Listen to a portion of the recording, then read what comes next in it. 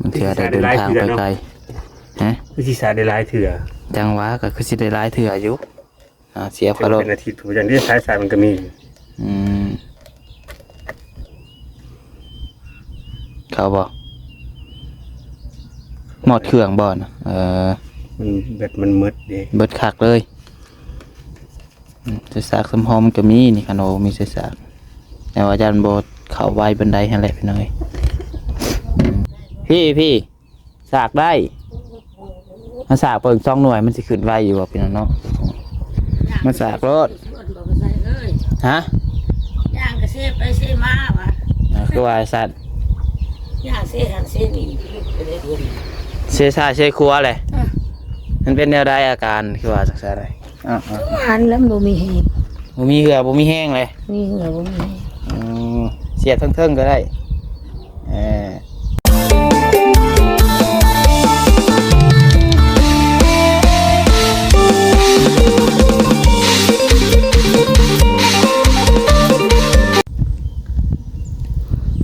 พี่น้องเนาะโทษเห็นอยู่บ่คนคือมาหลายแท้นะเป็นเห็ดอย่างเด้นะพี่น้องเนาะกล้องน้ำปัจจัยบดซูมไกลบ่ได้ซูมได้แต่10เนาะเห็นแบบมัวๆอะไรพี่น้องเอ้ยภาพขึ้นมาเนาะโตคนคือมาหลายแท้มื้อนี้เป็นเห็ดอย่างเด้นะพี่น้องเนาะอยู่ทางเฮือนของไอ้อาจคือเก่าพี่น้องเนาะเบิ่งดินส่วนได้อยู่บ่มื้อนี้เห็นอยู่บ่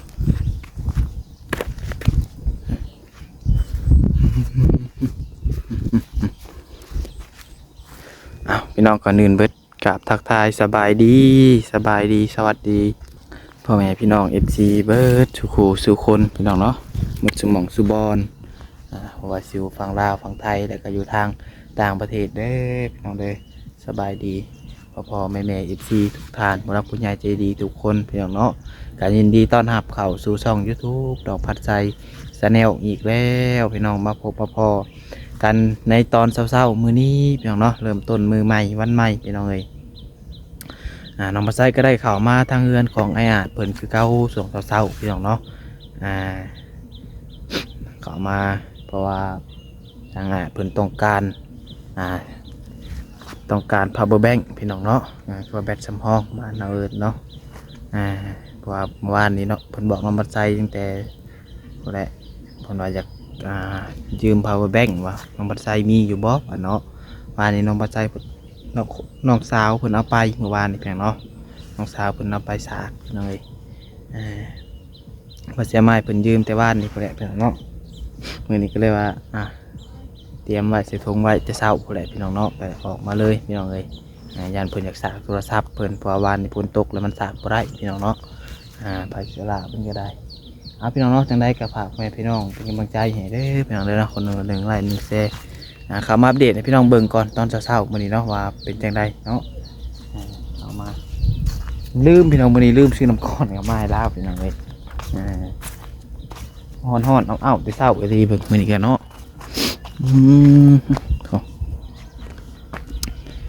เอาแต่เช้าแต่เสียวแท้พี่น้องเอ้ยโอ้เพิ่นขุดนั่นคุมตะขั่วบ่นี่เนาะเป็นเศษตะขั่วลักยังบ่นี่พี่น้องเอ้ยเต้าสบายดีเด้อฮะเด้อสบายดีตอนเช้าๆเนาะโอ้สบายดีตอนเช้ายังได้นอนรับฝันดีอยู่บ่นอนรับแต่ฝันบ่ฮู้เรื่องเลยฝันบ่ฮู้เรื่องจะฝันเมียงบ่ได้ฝันอีหยังเลยบ่ได้ฝันอีหยังน้องบ่ใส่บทฝันหลายโหดเมื่อคืนพี่น้องเนาะฝันจนบ่จื้อ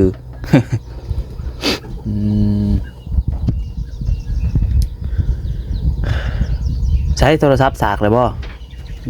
ยังบ่ทันได้สากเลยเอาสามาให้ยืมเอามาว่าเพิ่นต้องการพี่น้องเนาะดิเฮายังบ่ทันได้ใช้จักเทื่อดอกเฮาแต่น้องเพิ่นใช้เทื่อนึงแบตเต็มคือเก่าพี่น้องสากนี่ว่า จะเอาลงไปเอาลงมาไปสิสากให้ได้บ่เอาลงมาก่อนก็ได้สิบอกวิธีสากนะพี่น้องใส่สากพร้อมเด้อ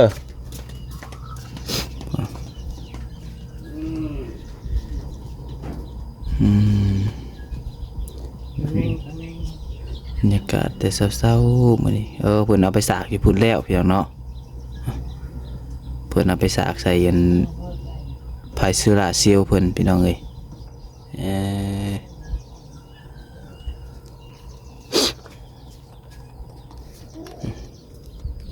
เม็ดยังลอยคือเก่าพี่น้องเนาะแม่ได้ซื้อให้เลยกับพี่น้องเอ้ยมันเถื่อได้เดินทางไปไกลฮะ วิธีสาได้หลายเถื่อ จังหวะก็คือสิได้หลายเถื่ออยู่เสียคาร์โล เป็นอาทิตย์ถูกอย่างที่สายสายมันก็มี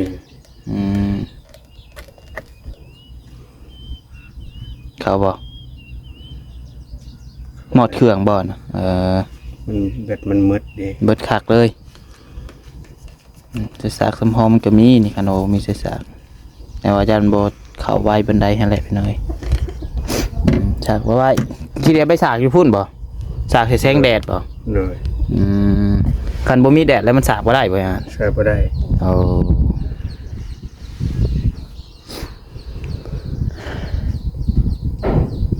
จากแล้วสากมันเต็มหมดแหละเราก็ยังบ่ได้ไปแถวไก่เราก็ยังบ่ทันได้ใส่ครับจักเอ็มลอยจักเท่าใดบ่ฮู้คือกันคือสิสากได้หลายเทื่ออยู่เห็นร้านเพิ่นใส่อยู่แม่เฮาว่าร้านผู้เพื่อนใส่กันนั่นแหละเพิ่นใส่รุ่นนี้คือกันเพิ่นว่าใส่ได้โดนอยู่ได้เพิ่นว่าเราสากได้นับบ่ถ้วนแต่ว่าบ้านเฮาสากไฟฟ้าและบ้านเฮาสากก็เพื่อสิเต็มอีกได้นี่กะเบิดมือเพิ่นน่ะ 30,000 แอมป์เบิดมือก็บ่อยากเต็ม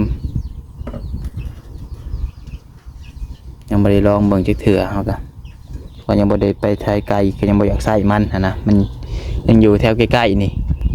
แค่มันเพใส่กะ หยอกเนาะอันบ่ได้ไปใช้ไกลเลยใช้ไฟฟ้าอยู่เด้เนาะพวกเพื่อนเฮาก็อยู่ไฟฟ้านอกจากว่าไปแถวไกลลงใต้บอกเซโปนนั่นนี่นะข้างนอกมันบ่มีบ่อนไฟบ่มีบ่อนสากแล้วเฮาก็ต้องทักเพิ่นเฮ็ดหยังอ่ะนะเฮ้คือบ่มาสากนำกันพี่เอามาสากนำกันพี่ก็ได้เอามาสากได้ยินอยู่บ่เอามาสากเครื่องนี่โทรศัพท์เจ้าหันมาสากพี่ก็ได้พี่สากได้มาสากเปิง2 หน่วยมันสิขึ้นไวอยู่บ่พี่น้องเนาะ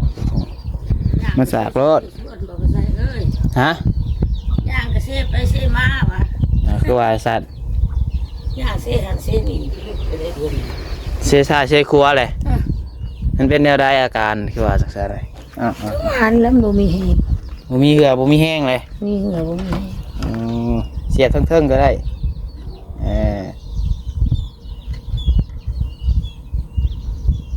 น่ารอกเสียบมันก็บ่ได้ผมมีแห้งกว่านั้นผมบ่ได้บ่เขาแห้งสิบ่เบิ่งหรือว่าบ่เป็นทางมันซุปข้าวโพดเด้อมันของใหม่มันยังแน่นอยู่ของใหม่ยังบ่เคยผ่านเสียบจักเทื่อเอาคือสิได้หลายเด้น้อยๆนี่คือสิได้หลายเด้โอ้สากเท่าไรเทื่อบ่ได้หาเพิ่นเนาะหาเพิ่นบ่เคยสากจักเทื่อดอกเห็นแต่เพิ่นเว้าลองเบิ่งเห็นอะไรอาการคือว่าบ่มีเหือมีแห้งฮะเขาไว้เนาะเขาไว้อยู่บ่แล้วจักเปอร์เซ็นต์แหละเท่าไรซื้อนี่แม่เพิ่นซื้อให้300,000แม่ซื้อให้เอาตากแดดอยู่บ่เรือนอยู่แบบนึงมันบ่ได้ตากแดดได้รุ่นนี้สากไฟฟ้าสากไฟสากไฟแล้วเอามาเสียบซินี่แม่นคนอื่นแบตสำรองฮู้อยู่บ่ฮู้อยู่แล้วตะกี้ใช้แต่น้อยๆบ่เคยใช้ตัวใหญ่ซำนี้โดนแล้ววันนี้มันเกิดพี่กับปีบ่ล่ะโดยของเขาไอ้เตียงแห่งใหญ่กว่านี้อีกของเขาไอ้เตียงใหญ่คือสิคักของเพิ่นเห็นเพิ่นใช้ให้คักกว่านี้วันนี้เอาขึ้นเฮาตึงเงินคือบ่อัดตู้ไว้ซะถ้ามันเป็นหายจะสู้ขึ้นไปยังไงเธอตัวไรขึ้น ขี่ใช้เฮือนชาติอัดไว้เฮ้ยตัวใหญ่ก็มีแต่เปิดตรงเยี่ยมไว้ก็พอให้ขุดจนคุมมันหัวบ่เนี่ยเจ็ดหัวบ่ ลูกไปแม่ เอา ผู้ค้านี่แหละขุด เอาเจ้าขุดเองให้ก็ขุดนี่ ขุดที่เศร้า ขุดแต่เช้าคุณมันบ่มีแนวเฮ็ดติ มีใหญ่ดินมันก็เหนียวมันส่วนบ่ได้ ดินนี่กับพังเบิ่งคันมันแดดแห้งๆเที่ยงๆช่วงแรงๆพุ่นแหล้วเนาะ โดย อันที่สวนได้ก็พี่น้องเอ้ย ไปปีนขึ้นไป อืม กินเมื่อไหร่พี่แหงเลยจ้ะ น่ะ ร้อยแล้วบ่ เรียบร้อยเลยเด้ที่แหงมันถั่วมันก็ล้างมันกินเมื่อไหร่ มากินชิ้นแห้งเรียบร้อย กัดไก่ คนกินแล้วบ่สักคนน่ะ กินแล้วป้าไว้ได้ฮัน กินบ่เบิด ไปชิวหัวมันขึ้นอยู่น่ะนี่ตีหัวที่ขา โยเนาะ ตู้บ่อัดมันขึ้นได้เฮ้ยหมูมาเป็ดไก่ โอ้ย มันจะอัดไว้คนบ่อยู่แล้วก็อัดไว้ลงมาหลุมไปงับแต่ตู้ใหญ่ไว้หน่อยอ่ะ โอ้ยดีใจได้สายแบตโทรศัพท์แบบนี้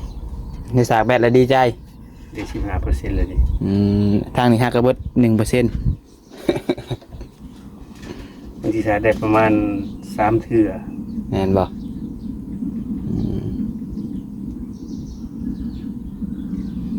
3เทื่อ4เทื่อพุ่นแหละ 30,000 แอมป์ โดย เขาเฮ็ดนาสามัคคีเห็นบ่พ่อ เพิ่นเฮ็ดหยังอะนะฮะ เฮ็ดนาสามัคคี นาสามัคคีเอาคือว่านาสามัคคี ทหารดี นาทหารบ่ ทหารมาเฮ็ดจักแม่นหน้าทหารนึงแต่ว่าทหารมาเฮ็ด โอ้ มาปั่นกันนา อืม อย่าไปถ่ายเพิ่นเด้ พิษได้ถ่ายทหารเนาะ แม่นเลยตอนนี้ครับญาติเพิ่นก่อนเลย เฮาบ่ถ่ายได้อยู่พี่น้องแต่ว่าเฮาก็ได้เฮาถามเพิ่นหลายนั่นนี่แหละบ่ได้ถ่ายแบบเพิ่นนั่นนี่ซื่อนี่ได้อยู่เห็นบ่เพิ่นมาส่งดินมื้อนั้นเฮาก็ถ่ายเพิ่นทหารได้น่ะก็ คันเฮาถามเพิ่นหลายแล้วบ่ได้ เพิ่นอนุญาตเด้ คันเฮาถามเรื่องนั่นนี่เพิ่นแหละมันบ่ได้เนาะถ่ายซื่อ ถามได้บ่ได้ดอกบ่ แม่นถ่ายซื่อๆบ่เป็นหยังดอกเฮาบ่ถามเพิ่นลึก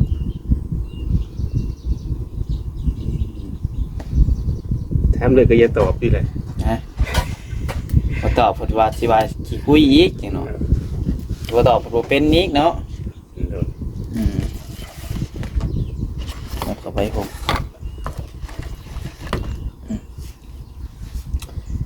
ขุดคุมพังหัวดิน โดย อันดินที่เจ้าหามีแตะขานี่เลยบ่ยันว่าทางกลางเลย บ่แล้วก็ขุดตามหลักเพิ่นแหละ ขุด บ่ ตาม มี หลัง บ่มีเสือกนิ่งนะถ้ามีเสือกนิ่งขุดตามเสือก อืมเอาคันนาเป็นนี่แหละเอาคันนาเลย แนว ขุดตามถึงแล้วแหละ มันก็บ่เป๊ะปานใดดอกเลยก็ได้ เพิ่นก็สิบ่ว่าดอกติเฮาก็บ่แม่นว่า เฮา สิ ได้ด้วยมาตรฐานแท้ๆเฮาจะเคยนิ่งเสือกใหม่ อันนี้เฮ็ดพอแบบว่าอันนั้นสิ ก็ม่วนแล้วเนาะมาเฮ็ดหลายคนมันเนาะบ่รู้สับลาบอยู่ แม่นมึงคือสิบ่เมื่อยเอาง่ายๆกะบ่เมื่อยหลายสามัคคีกันเนาะ หยอกกันป โอ้ได้เพิ่นมาคนดินแฮะเจ้าว่ามือเดียวเนาะ เดี๋ยววาย เจ้าคือว่าเอิ้นเพิ่นซะเพิ่นกลายไปก็เอิ้นมาแหละมาเอาสิคนละล้อนี่จังให้เมื่อได้ว่าสิ หมดแล้วอยากเสือลายเพิ่น นั่นน่ะเอิ้นเพิ่นมาคนละล้อสองล้อห่วยมือเดียวได้เบิ่งทรง เพิ่นก็แนมเบิ่งอยู่ได้เจ้าเพิ่นอยากให้เอิ้นอยู่ก็บ่จักเลย กลายทางติขาผ่านทางเนาะ กายทางนี่เพิ่นก็แนมเบิ่งอยู่เจ้าว่าเพิ่นอยากให้เอิ้นอยู่ก็บ่จักเลย ได้มาอีกแล้วเอิ้นเอาแม่นี่โอ้ยแตนตอดตานี่บ่แฮงแล้วนี่เนาะ สิได้เฮ็ดตาใหม่ แต่มันเฮ็ดหน้าสามัคคีทหารเนาะมันอยากเฮ็ดหน้าคนที่แบบเพิ่นบ่เฮ็ดนะพี่น้องแล้วเพิ่นมาเฮ็ดเอา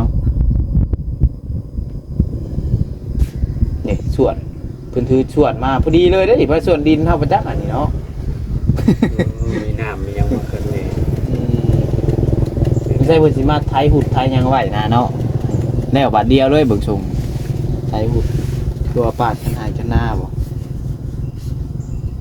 ผู้หญิงก็มีเนาะ มีเบิดหั่นแหล้ว ทหารบ่ผู้หญิงก็ทหารบ่ แม่น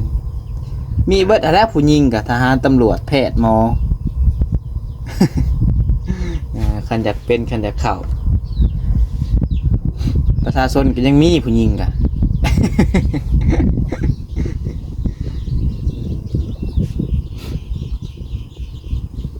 ก็ไปใส่กินข้าวมาแล้วบ่ ยังมีการได้กินข้าว ให้ก็ตื่นบ่ ตื่นแต่โอ้7 โมงกว่า7 โมงกินนั่นทีนี้เมื่อคืนนี้แมงเมาลายอีหลีอยู่เฮือนป๊อโท อยู่พี่ก็หลายคือกัน ลายคือกันบ่ป๊ออยู่เฮือนเฮาเต็มเบิดเฮือนยังบ่ได้ปัดเลย เมื่อจังสิออกมาปัดจังว่าป๊อแบบจักสิอันน่ะเลยนะ จนขี้คร้านพู้นแล้ว โพดโพอีหลีเต็มเบิดเลยกะโลพี่น้องเอ้ยในเฮือนน่ะเข้าฮอดในห้องแน่ยังงงอยู่มันเข้าในใดว่าเพดอกเพดานก็ติดเบิดใส่อันกันไม่บอกแม่งไหม้นะพี่น้อง เป็นมือน้อยแน่มันก็ไต่เข้าได้เลย อยู่ในห้องก็ยังมีงงเลยเมื่อคืนอ้าวว่ะ มันเข้าใต้ประตูนั่นแต่ว่ามันรอดก็ใต้ประตู แต่ประตูเฮาวันนั้นเด้ใส่มุ้งกันยุงกันหยัง มันก็ต้องมีฮูนนะและในแน่มันก็เข้าได้ ม เพราะมันไต่เข้าได้ บางเทื่อขาวน้ำข้นเนาะมันหลายแฮงเด้ แต่คนเที่ยวเขาเที่ยวออกนะเอาก็3 โต่งก็จักว่าได้ขัวเทื่อหนึ่งผมจัก แมงเมาน้อยบ่รู้แมงเมาใหญ่ จักบ่ได้สังเกต แมงเมาน้อยมันมาขี่ม้าเลย คันแมงเม่าขี้มากินบ่ได้อีกบ่ มันตัวนี้น้อยเด้ กินแล้วบ่แซ่บ มันตัวใหญ่ทำนึงกันกินได้อยู่ เอาบ่ฮู้ดอกเอาไปซื้อฮู้แต่ว่าแมงเม่า ฮู้แต่แมงเม่าซื่อตอนเช้าก็ยังช่วงบ่ได้พี่น้องเอ้ยดินกันเนาะส่วนถ้าเพิ่นแห้งจังหน่อยพุ่นแหละ ติดตกติดส่วนมาไว้ ตื่นมามื้อเช้านี่ก็เป็นชีไม่เมื่อยแบบได้บ่ฮู้พี่น้องเอ้ยมึงใส่ยันหิวข้าวบ่ยังบ่กินข้าวบ่โ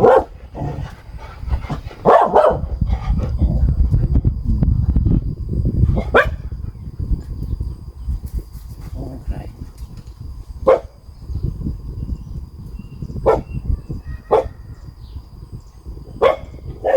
ใส่ปลาบ่ใส่เลย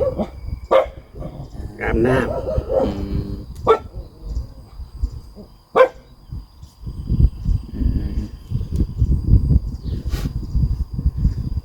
ำคักเนาะก็ใส่เนาะ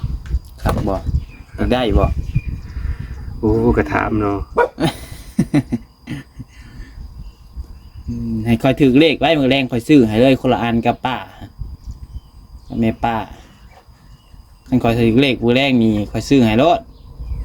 ก็เคยห้องน้ำนี่ห้องน้ำก็สิสมทบนำ ซื้อบล็อกซื้อปูนให้นำคันถือ400 ล้านมื้อแรงนี่เฮ็ดให้แล้วเลยนะไปคันถือ400 ล้านนี่ คันถือนี่กูว่าเนาะมันคือนี่ฟันจื้อแต่ว่านั่งอันนั้นยังไงนั่งลิ้นนั่นอีหยังกุ้งไก่บ้านเฮาอ่ะเพิ่นเอิ้นภาษาไทยเพิ่นเอิ้นอะไรวะมักกะดอกบ่ กุ้งไก่กันเลย กุ้งไก่คือกันบ่ ตัวกุ้งไก่มันกระหลอกกัน กุ้งไก่ โล ตัวดึงหั่นเด้พันว่านั่งลิ้นนั่นแหละบุญของไผนั่งลิ้นกุ้งไก่อยู่อ่ะกำลังดึงกุ้งไก่พดเห็นเตาบัดนี้อยู่ข้างทางอะนะเบิ่งนะแนมกำลังไปเฮาดาเห็นนั่นเต่าย่างมาจักมาแต่สิไดวะแต่เฮาเลยไปอู้เมาส์บาดนี้ไปอู้เมาส์แล้วอันมีอีตาคนหนึงเลยว่าเอาไม้ค่อยว่ะค่อยสิเอาขนมป้อนมันว่ะเฮาก็อุ้มไปให้เพิ่นเฮาสิใจหาย่านมันสิตายแล้วย่านมันครบมือย่านจังเจ้าครบมือบ่กล้าอุ้มเราไปอุ้มไปเอามาให้เราเมื่อคืนแต่ก็ตื่นก่อน เจ้าว่าเพิ่นมาบอกเลขบ่ว่าเนาะสิลองมึงก่อนพี่น้องเนาะพอได้รุ่นพอได้สมัยถือ400 ล้านนี่ดีกะเฮ็ดให้เฮ็ดให้ดีแล้วนะพี่น้องเนาะสัญญาไว้ด้วยคันว่าถือนี่ ชื่อเขาแบ่งให้ครอบคนละอันบัตรอันชื่อเจ้าไปสากแล้วมันสิขี้งอกบัตรตอนไปสากแล้วคันบ่มีไฟฟ้าเนี่ยมันนานเต็ม เอาไปปลาไว้สากปลาไว้ จักโบ๊ะขันไปอันคอ หรื สาก อเขาไปสากไว้นี่ปลาไปอยู่ในบ้าน อ่า ไป ศัพท์เนี่ยผู้อื่นเขาจะเข้าบ่ได้เขาจะเข้าไปเขาก็ไปเอา แม่น เพราะว่าโทรศัพท์เขาก็สากเต็มไปตลอดนี่ แม่น คันมีนะมันก็สะดวกอยู่ แม่นคันมีมันก็สิมีดี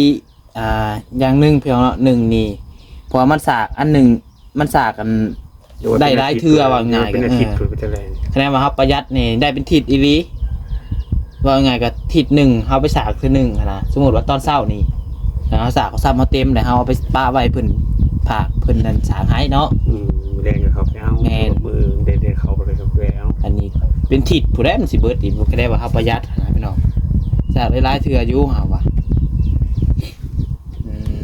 ทำได้ก็คือดีน้อยเนาะ ดีเลย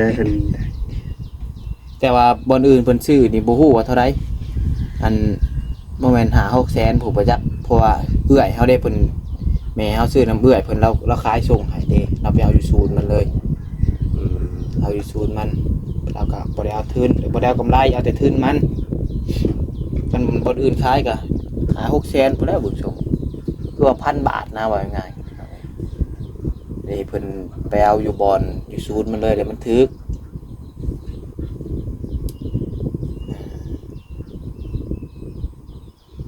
เดี๋ยวกับปัญหาประกันพร้อมเนาะ จังว่าเด้อตัวนี้คือสิบ่มีติประกันพร้อมบ่แม่นอันนั้นนะพี่น้องขนาดโทรศัพท์ก็จังว่าโทรศัพท์Power Bank 8ชั่วโมงสิเพิ่นบ่รับประกันดอกมึงก็มี FC เพิ่นเห็นคลิปนี้เพิ่นนั่นมีฝั่งไทยเนาะแต่ว่าสิคักกว่านี้บ่จักเห็นของเขาอันเบาแสนน่ะแล้วว่าเราซื้อ1,500บักคักๆได้ใหญ่มันเป็นสี่เหลี่ยมคือรถบรรทุกนะรถบรรทุกเวียดเคยเห็นบ่เป็นตู้คอนเทนเนอร์บอกเพิ่นเดินแล้วก็ว่าบ่เป็นพี่น้องตู้สี่เหลี่ยมเลยแล้วเป็นแบตเป็นเงิน power bank บาทซื้อ1,500 บาทประมาณแสนนะคือคักอยู่เห็นเขาไอเตียงก็ใส่ลายอยู่แบบนะทีมงานเราก็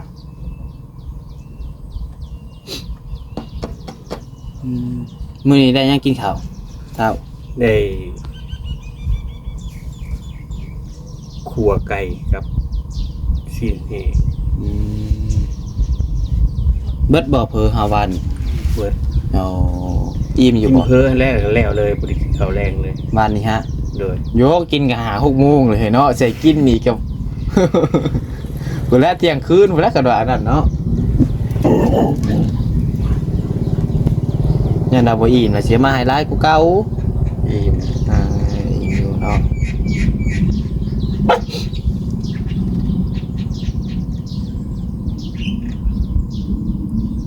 เนี่ยพี่น้องไอ้ช่วงเช้าๆกันยังบ่มี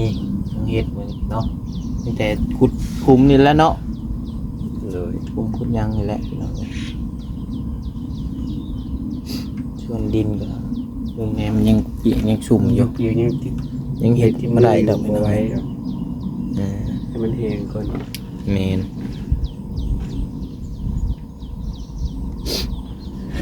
เบิ่งไว้เลาะเบิ่งพี่น้องเอ้ย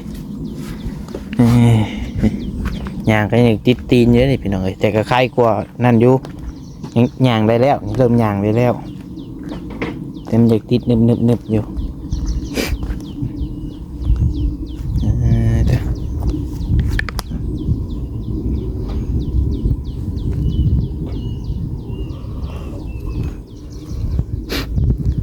พี่น้องเนาะพวกทางนั้นก็จะเพิ่นเฮ็ดยังอยู่พี่น้องเนาะเกลือก็ไก่เพิ่นนั่นแหละพี่น้องเอ้ยโอเคพี่น้องเอ้ยเนาะสำหรับคลิปนี้ก็เข้ามาอัปเดตให้พี่น้องเบิ่งก่อนช่วงเช้าๆพี่น้องเนาะก็เข้ามาเล่นอัปเดตชีวิตในอาดให้พี่น้องเนาะ